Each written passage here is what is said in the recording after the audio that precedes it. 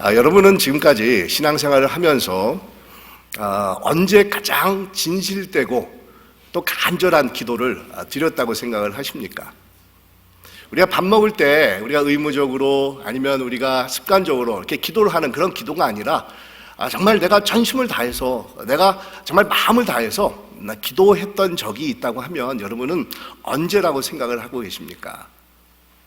아마 많은 분들이 인생에서 어려움을 만났을 때 가장 진실되고 가장 이렇게 간절한 그런 기도를 드렸다라고 말하지 않을까 이런 생각을 해보게 되는데, 여러분 사업이 어려워져서 부도의 위기가 막 이렇게 날려고 했었을 때, 아니면 자신이나 사랑하는 가족이 중병으로 이렇게 굉장히 이렇게 막 이렇게 아파할 때, 아니면은 이 가정에서 이 풍파가 이렇게 일어나가지고 자녀들이 탈선을 하고 이런 정말 어려움이 계속해서 이어졌을 때, 아마 많은 분들이 주님 앞에 나와서 정말 기도다운 기도, 정말 간절한 기도를 드리신 적이 있었을 겁니다.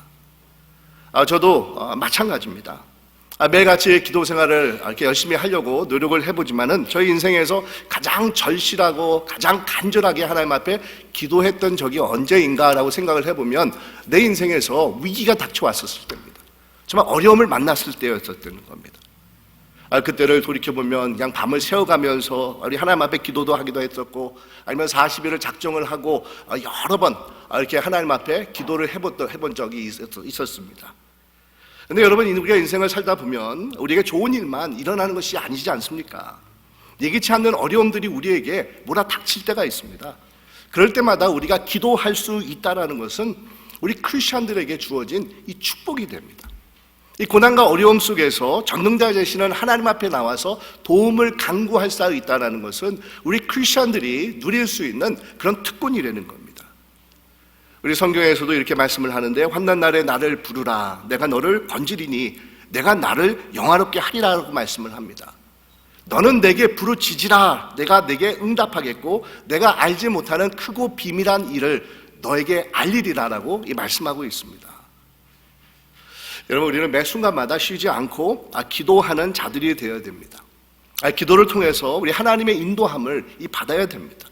날마다 기도를 통해서 하나님의 뜻을 분별하면서 그 뜻 가운데 거하기를 힘쓰는 이 자들이 되어야 된다는 겁니다.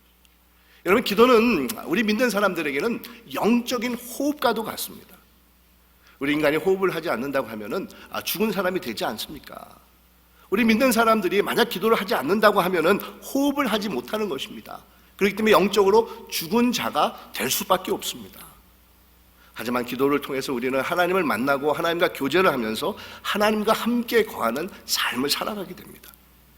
그래서 매일같이 쉬지 말고 기도하는 자들이 되어야 된다는 겁니다.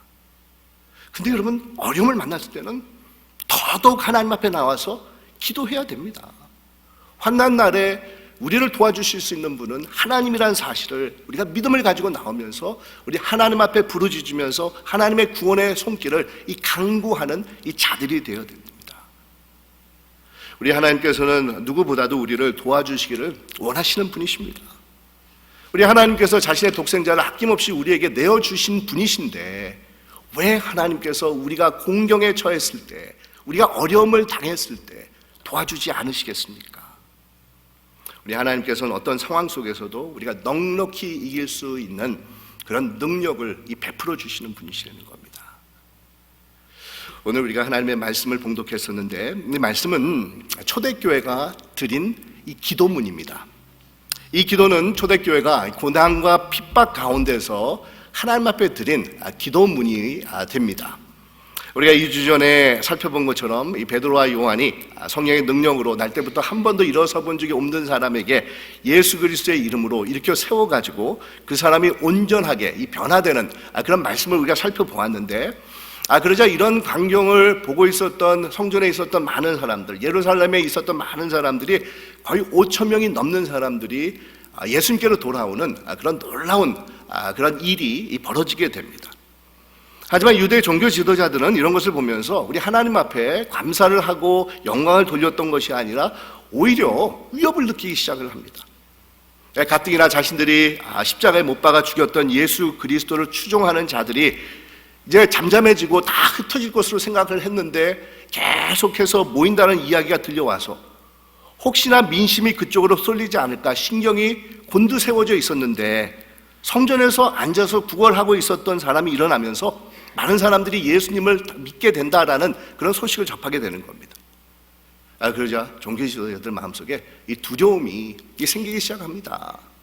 혹시나 사람들이 예수를 믿게 되면서 자신들이 누리고 있었던 기득권이 상실되지 않을까라는 그런 두려움이 그들 안에 세워지게 됩니다. 그러자 종교 지도자들은 베드로와 요한을 옥에 가두고 신문을 하고 예수 그리스도의 이름을 더 이상 전파하지 말라라는 아주 강력한 위협을 가하고는 이 두 사람을 옥에서 풀어줍니다. 여러분, 이것이 초대 교회가 처음으로 경험한 이 환난이고 이 핍박이었습니다. 이 옥에서 나온 베드로와 요한은 즉시로 믿는 사람들이 모여 있었던 곳으로 찾아가서 그리고 믿는 형제 자매들에게 자신들이 당한 일을 그대로 설명을 해줍니다. 높은 종교 지도자들 앞에서 성령 충만을 받아가지고 자신들이 어떻게 예수 그리스도의 복음을 증거했는지를 설명을 하고 또 종교 지도자들이 두려워서 예수 그리스도의 이름을 전하는 것을 더 이상 하지 말라라고 자신들에게 단단하게 경고를 주었다는 사실을 전해주면서 이 모든 일들을 감당하기 시작하게 하는 우리 하나님 앞에 영광을 돌립니다. 그러면서 그 자리에 모여 있었던 성도들이 그 말을 듣고는 한마음이 되어서 하나님 앞에 소리 높여서 이 기도를 드립니다. 이 교회가 하나님 앞에 간절한 마음을 가지고 이 기도를 드립니다. 그것이 오늘 우리가 읽은 그런 본문의 내용이 되는데, 여러분, 이 핍박이라는 어려움, 이 환난을 만난 초대교회는 모여서 우리 하나님 앞에 기도했습니다. 하나님 앞에 부르짖었습니다. 하나님을 더욱더 간절히 찾으면서 이 기도를 했습니다. 근데 이들은 어떤 기도를 드렸겠습니까? 이들이 드리는 그런 기도가 우리에게 과연 어떤 가르침을 주고 있겠습니까? 오늘 말씀에서 초대교회가 드린 기도의 특이한 점들을 우리가 찾아볼 수가 있는데, 여러분, 먼저 초대교회는 하나님의 주권을 인정하는 기도를 드렸다는 겁니다. 하나님의 주권이 자신들과 함께하고 있음을 기도한 교회가 이 초대교회되는 겁니다. 우리가 보통 이 주권이라는 얘기를 이렇게 자주 사용하는데, 특별히 우리 장로교회에서는 하나님의 주권을 믿는 그런 경향이 참 강합니다. 근데 여러분, 이 주권이 무엇입니까? 한마디로 이 주권이라는 것은 하나님께서 우리의 삶을 주관하고 계시다라는 것입니다. 하나님의 뜻과 섭리가 우리의 삶을 이끌고 계신다라는 고백이 하나님의 주권을 믿는다라는 그런 의미가 됩니다. 그런데 우리는 일이 잘 풀리게 되면 하나님의 뜻과 섭리가 있음을 쉽게 인식을 하고 이 감사를 합니다. 하나님께서 함께 하신다라는 굳건한 믿음을 우리가 가지게 됩니다. 근데 여러분, 어려움이 닥치고 힘든 일이 생겨서 정말 우리가 어찌할 바를 모르는 때 거기에 또한 하나님의 섭리와 주권이 있음을 생각하지 못하는 경우가 아마 모든 사람들, 거의 대부분의 사람들이 가지고 있는 그런 모습일 것이라는 겁니다. 여러분, 그렇지 않습니까? 우리가 힘든 일이 당하고 어려운 일이 당하고 핍박과 환난이 왔는데 하나님의 주권이 여기 있습니다. 하나님께서 나와 함께 하십니다. 하나님께서 내 삶을 이끌고 계십니다. 이렇게 말할 수 있는 사람이 어디 있겠습니까? 아마 많은 사람들이 원망하고 시험이 들어서 불만 불평을 늘어놓기가 참 쉽지 않습니까? 고난과 어려움이 다가왔을 때 좀처럼 하나님의 주권과 섭리를 인정하고 이 받아들이지 못하는 것이 바로 우리들이 가지고 있는 그런 대다수의 모습이라는 겁니다. 하지만 여러분, 초대교회는 달랐습니다. 고난과 핍박을 받았지만 그 가운데서도 하나님의 뜻이 있고 우리 하나님의 섭리가 있음을 인정을 하고 있습니다. 이 고난도 하나님의 섭리와 주관 가운데 생기는 것이라는 것을 받아들이고 있다는 겁니다. 이 고난이 와도 거기에서 하나님께서 우리의 삶을 이끌고 계시다, 하나님의 섭리가 그 가운데 있다는 것을 초대교회는 인정하고 있었습니다.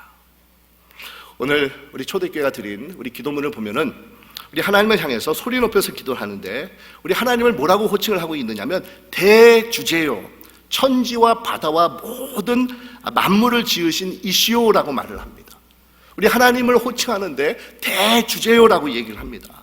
근데 여러분, 여기서 말하는 이 대주제어라는 것은 아주 강력한 통치자라는 겁니다. 아주 strong ruler라는 뜻입니다. 아주 영어로는 sovereign lord라고 이렇게 말을 하고 있습니다. 그냥 주님이 아닙니다. 그냥 구세주가 아닙니다. 아주 절대적인 주님을 뜻합니다. 모든 영역에서 조금의 오차나 모자람이 없이 우리와 함께 하시고 우리를 통치하고 계시고 우리의 삶을 간섭하고 계시고 우리의 모든 일거수일투족을 주관하고 계시고 개입하시는 그 하나님을 향해서 기도를 하고 있습니다. 그것이 바로 Sovereign Lord입니다. 대주제가 되시는 우리 하나님이 되어주신다는 겁니다. 근데 우리의 대주제가 되시는 절대적인 통치자가 되시는 하나님은 우리 삶 속에서 모든 것이 편안하고 잘 될 때만 개입하셔서 통치하시는 분이 아니시라는 겁니다. 대주제가 되시는 절대적인 통치자가 된다는 것은 우리 삶의 모든 영역이 그분의 주권 아래 달려있음을 뜻하고 있는 것이라는 겁니다.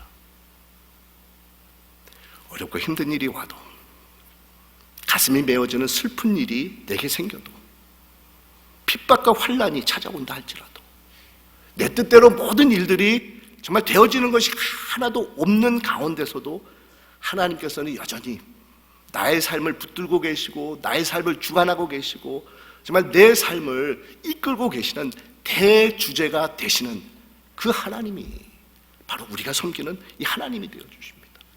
절대적인 주권자가 되어주시는 분이시라는 겁니다. 여러분, 우리 하나님께서 우리의 삶을 주관하고 계시기 때문에 우리는 이런 고백을 드릴 수가 있습니다. 정말 로마서 8장에 나오는 아주 유명한 말씀이지 않습니까? 우리가 알거니와 하나님을 사랑하는 자, 곧 그의 뜻대로 부르심을 받은 자들에게는 모든 것이 합력하여 선을 이루느니라 라고 말씀을 합니다. 누가 우리를 그리스도의 사랑에서 끊으리요? 환난이나 공고나 박해나 기근이나 적신이나 칼이나 위험이랴. 그러나 이 모든 일에서 우리를 사랑하는 이로 말미암아 우리가 넉넉히 이기느니라, 이렇게 말씀을 합니다. 특별히 여러분, 하나님의 교회는 세상에서 환난과 핍박을 받는 위치에 서 있을 수밖에 없습니다. 왜냐하면 교회의 주인이 되시는 예수님께서 이 세상에 의해서 핍박을 받으시고 환난을 받으셔서 십자가에 돌아가셨기 때문이라는 겁니다. 그래서 교회는 세상의 미움을 받고 핍박을 받게끔 되어 있는데, 교회가 착한 일로 세상에서 칭송을 받기 위해서 노력을 하기도 해야 되지만 태생적으로 이 교회라는 곳은 세상에서 환영받지 못하는 곳입니다. 이 사실을 초대교회는 잘 알고 있었습니다. 지금까지 자신들이 받고 있는 이 핍박과 고난도 예수님께서 당하신 십자가의 고난이 있었기 때문에 자신들이 받고 있는 당연한 것이라는 것을 이들이 알고 있었다는 겁니다. 우리 27절과 28절 말씀을 보면 이렇게 기록이 되어 있는데, 과연 헤롯과 본디오 빌라도는 이방인과 이스라엘 백성과 합세하여 하나님께서 기름 부으신 거룩한 종 예수를 거슬러 하나님의 권능과 뜻대로 이루려고 예정하신 그것을 행하려고 이 성에 모였나이다 라고 얘기를 하는데, 사실 여러분, 이 말씀을 여러 번 이렇게 읽어봐도 이해하기가 참 힘든데 이 말씀의 의미는 다른 것이 아닙니다. 예수님께서 십자가에 처형을 당한 것은 헤롯과 빌라도가 대표하는 이방 사람들, 또 이스라엘 백성들, 이 사람들이 합세해가지고 예수님을 십자가에 못 박았는데, 즉 세상의 모든 세력들이 꾸민 악한 결과였지만 그 과정에 뒤에서 섭리하고 계신 분, 뒤에서 주관하고 계신 분은 다른 분이 아니라 하나님이셨다는 겁니다. 그 가운데 하나님의 섭리가 있었고 하나님의 뜻이 담겨져 있었다는 겁니다. 뿐만 아니라 세상에 예수님을 십자가에 못 박으며 핍박을 하더니 그것도 모자라서 교회를 이제 핍박하기 시작하는데, 그러기 위해서 이 성에 그 사람들이 모여 있다는 겁니다. 예루살렘에 있었다는 겁니다. 근데 중요한 것은 거기에도 하나님의 주권이 있었고 섭리가 있었다고 말씀을 합니다. 그러니까 초대교회는 자신들에게 임한 고난의 의미를 예수님이 당하신 고난의 의미와 연결을 시켜가지고 바라보고 있습니다.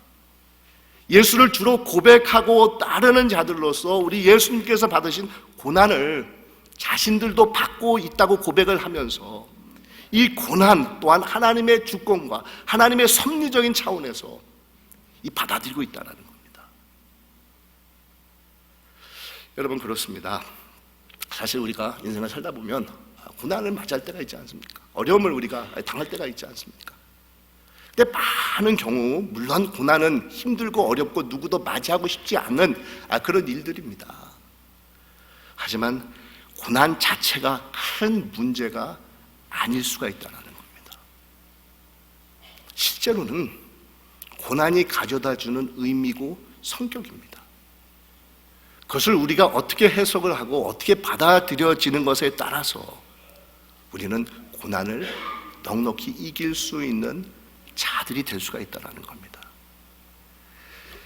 실제로 고난이 온다 할지라도 그 고난의 의미가 우리에게 주어진다고 하면은 우리는 아무리 힘든 고난일지라도 넉넉히 이겨 나갈 수가 있다는 겁니다. 여러분, 이것이 초대교회가 기도하면서 붙잡은 사실입니다. 자신들이 당하는 고난을 하나님의 주권적인 차원에서 바라보고 있습니다. 이 고난은 자신들이 사랑하는 주님의 십자가로 인해서 주어진 것이라는 것을 알고 있었습니다. 이 고난은 하나님께서 자신들에게 주신 것이라는 것을 초대교회는 알고 있었습니다. 그렇기 때문에 이 초대교회 교인들은 그까지 세상이 주는 핍박 정도는 아무것도 아니라고 받아들이고 있었다는 겁니다. 고난의 의미가 자신들의 삶 속에서 깨달아지고 있습니다. 고난의 성격이 밝혀지고 있습니다. 자신들의 고난을 예수 그리스도의 십자가의 고난으로 연결시켜가지고 그 선상에서 바라보고 있다는 겁니다. 이것이 바로 기도의 능력입니다. 여러분, 이 기도는 내가 원하는 것을 하나님 앞에 요구하는 것이 아니라 기도를 통해서 하나님의 뜻을 깨닫고 변화되고 그분 뜻에 순종할 수 있는 용기와 지혜와 정말 믿음이 주어지는 것이 바로 기도가 된다는 겁니다. 우리는 기도를 통해서 하나님의 주권적인 섭리를 우리가 인정하면서 받아들일 수 있게 된다는 겁니다. 자신의 인간적인 뜻을 포기하면서 하나님의 뜻을 기꺼이 받아들이고 따르는 것이 기도를 통해서 나타나게 된다는 겁니다. 조금씩 내 삶이 변화되면서 하나님의 뜻에 더욱더 다가가는 그런 삶을 우리는 기도를 통해서 우리가 가질 수가 있게 된다는 겁니다.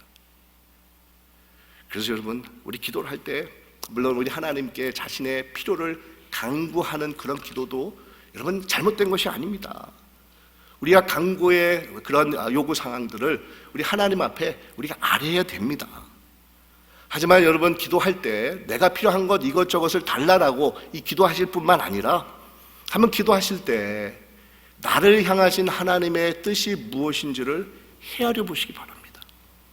정말 하나님의 마음으로 자신의 마음이 변화되기 위해서 여러분 기도해 보시기 바랍니다. 하나님께서 원하시는 그런 방향으로 내 삶이 나갈 수 있게 해달라고 여러분 기도해 보시기 바랍니다. 정말 하나님의 말씀에 의해서 변화되고 그 말씀이 온전히 순종할 수 있는 나의 삶이 될 수 있게 해달라고 여러분 기도해 보시기 바랍니다. 내 삶이 하나님의 강한 주권 가운데 있음을 깨닫게 하는 그런 기도를 여러분 드려보시기 바랍니다. 우리 하나님께서는 여러분의 삶을 주관하고 계시는 분이십니다. 또한 초대교회가 드린 기도를 보면 자신들이 처한 상황을 그대로 수용하면서 그 가운데서 사명을 감당할 수 있는 능력을 위해서 기도하고 있는 것을 우리가 볼 수가 있지 않습니까? 우리 29절과 30절 말씀입니다. 주여 이제도 그들의 위협함을 굽어보시옵고 또 종들로 하여금 담대히 하나님의 말씀을 전하게 하여 주시옵소서. 손을 내밀어 병을 낫게 하시옵고 표적과 기사가 거룩한 종 예수의 이름으로 이루어지게 하옵소서. 이렇게 기도를 합니다. 여러분, 얼마나 정말 아름다운 그런 기도인지 모르는데 자신들의 리더격인 베드로와 요한이 방금 신문을 당하고 매를 맞고 옥에서 풀어나와서 찾아왔습니다. 언제든지 군병들이 몰아닥쳐서 자신들을 잡아갈 수 있는 그런 상황입니다. 이 복음을 나가서 전한다고 하면은 또 끌려가서 이제 매를 맞기가 십상입니다. 그러나 이들은 그러한 위협과 고난을 면하게 해달라고 기도하고 있지 않습니다. 자신들을 핍박하는 자들을 소멸해 달라고 기도하고 있지 않습니다. 환경이 달라지게 해달라고 기도하고 있지 않습니다. 얼마나 우리와 다른 기도를 이 초대교회 교우들이 드리고 있습니까? 우리는 보통 기도를 하면 자신은 가만히 있고 주위 사람들과 이 환경을 변화시켜달라고 기도하지 않습니까? 남편의 마음을 변화시켜달라고 우리 기도를 합니다. 제가 일부 때 남편만이라고 얘기를 하니까 어떤 분이 목사님 왜 남편만 이렇게 얘기를 하십니까? 아내도 얘기해야 되지 않겠습니까? 그래서 제가 지금 이 시간에는 아내도 얘기할 겁니다. 우리는 때로는 아내의 성격도 변화시켜 주십시오라고 기도를 한다는 겁니다. 아니면 자녀들이 성숙해달라고, 그래야 그들이 나를 이해할 수 있으니까 성숙하게 해주십시오라고 기도한다는 겁니다. 또 고집불통인 그 목사, 이거는 내가 목사만 얘기하면은 나만 억울할 것 같아서 장로님들 껴서 내가 얘기를 합니다. 목사와 장로도 변화받게 해달라고 이 기도를 합니다. 근데 문제는 자신은 부동 자세로 변하지 않고 가만히 있습니다. 주변 사람들이 변하고 환경이 변하기만을 기다리고 있다는 겁니다. 하지만 여러분, 초대교회는 그런 기도를 드린 교회가 아닙니다. 계속해서 핍박이 있고 환난이 몰려오고 위협이 가해지는 상황인데도 불구하고 어떠한 변화도 요구하지 않고 있습니다. 자신들의 안일과 평안을 위해서 기도하고 있지 않습니다. 단지 자신들이 처한 상황을 그대로 받아들이면서 오로지 주어진 상황 속에서 본인들이 감당해야 될 사명에 초점을 맞추면서 기도합니다. 오직 예수 그리스도의 존귀한 이름이 자신들을 통해서 드러나기를 위해서 이 기도하고 있습니다. 자신들을 통해서 복음의 기쁜 소식이 전해지고 아픈 자들이 치유받고 돌봄을 받으며 예수 그리스도께서 살아계심을 드러내는 많은 표적과 이적들이 나타나기를 위해서 이 기도할 뿐이라는 겁니다. 힘들고 어려운 상황 속에 있었지만 이 가운데서도 자신들에게 주어진 사명을 잘 감당하기 위해서 기도한 것입니다.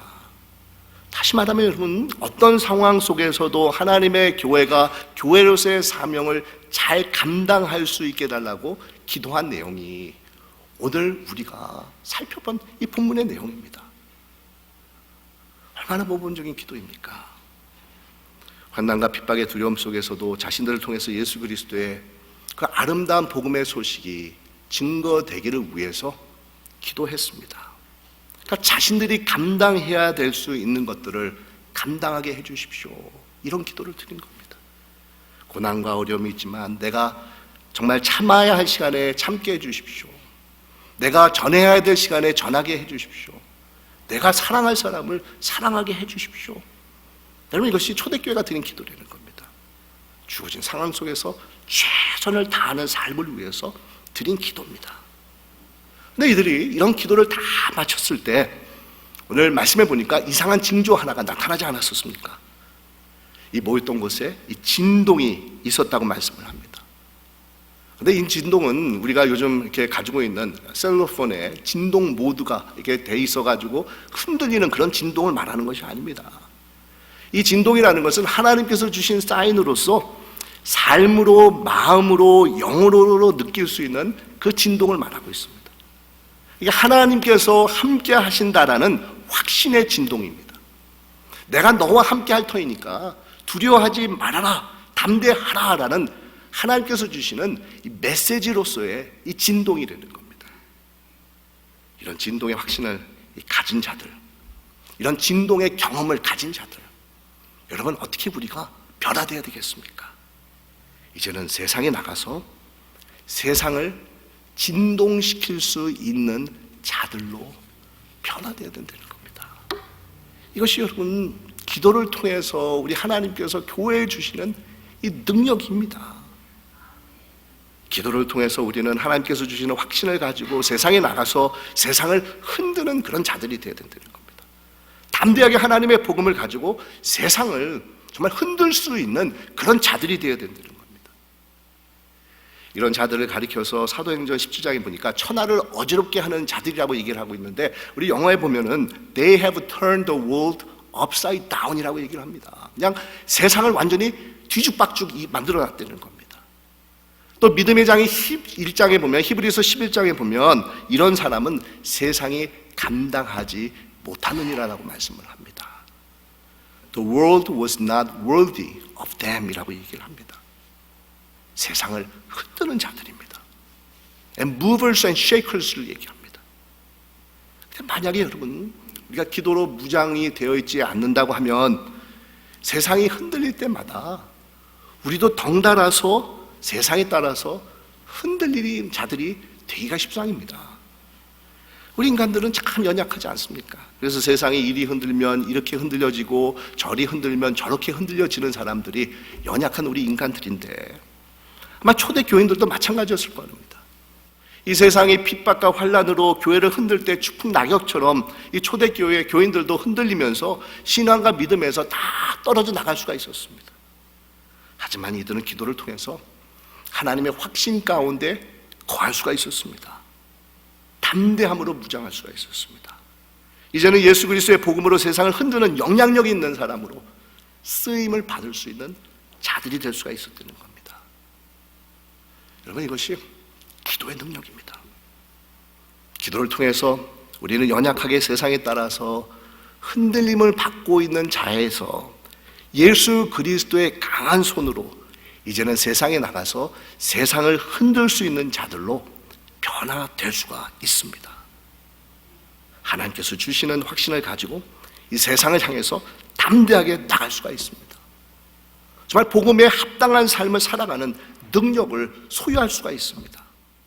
정말 예수 그리스도의 그 존귀한 이름을 위해서 정말 희생과 헌신과 정말 책임의 의무를 적은 것이라도 감당할 수 있는 능력이 우리에게 주어지게 되는 겁니다.